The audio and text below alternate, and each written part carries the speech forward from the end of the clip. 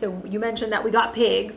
We got 2 pigs. That was a first time for us because we've never done a larger animal. We've always kind of stuck to chickens. Yeah, we raised there were Berkshire pigs that we really raised them for 3 months.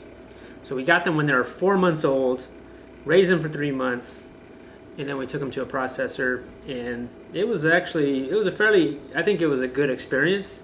We definitely will do pigs again. I'm not sure exactly when that'll happen, but we will do them again. And that was a huge step for us, guys. Like, we're not used to, like you said, raising bigger animals. We always stuck with chickens, and we're pretty comfortable with chickens now. It was always one of those things where I think when you start a farm or homestead, to get comfortable doing one thing, like whether that's gardening, get to a certain point where you pretty much feel comfortable. I mean, nobody is 100% expert at any of it. We're definitely not. So, but just to get to a good point where you feel that, okay, I think I kind of got the hang of this. And so with us, it was like the garden and our pastured meat chickens. We felt pretty comfortable doing the garden, and then the meat chickens, we raised more this year, twice as much than we usually do, and where it felt like at a good comfortableness with them, where we felt pretty efficient with those guys. And so then it was like, okay, what's the next step? And I've always thought that the pigs were the next level after chickens. And I still think that. Still think that's like kind of the baby steps of growing your homestead or farm, of getting comfortable with each of these animals.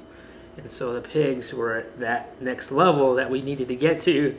And I never thought we would raise pigs here on our 1.5 acres. I never thought it was possible.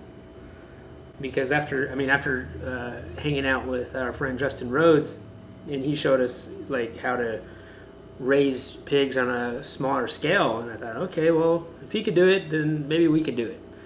And so that kind of made me be more confident to say, okay, let's try this. And so we raised them in our pig shelter that I made, which is basically kind of like a high tunnel, and then we kind of moved them in and out of there. Using that, I'm definitely thankful for that. I mean, you liked the high tunnel, didn't you? I did. I liked that they could not get out. There was no way they were going to get out in the high tunnel. Yeah, there's no question. Yeah. Pretty sure. And you built that yourself. That took a while, and it was finished by the beginning of summertime, and the pigs were in there, and yes, they lived in there. But they didn't live there full time. No, we had the portable Premier One netting, electric netting, that we kind of moved that around also, and that they definitely respected that fence right away. Like, they touched their nose against the fence, shocked them, and that was it. Like, they definitely respected that fence, but still, I mean, it's just a netting. Like, if they really wanted to, these pigs could just bulldoze right through that. And so I think with the shelter, we felt a little bit more comfortable because I felt like it was more of a barrier for them versus just a netting. Even though, they respected it all, which is good.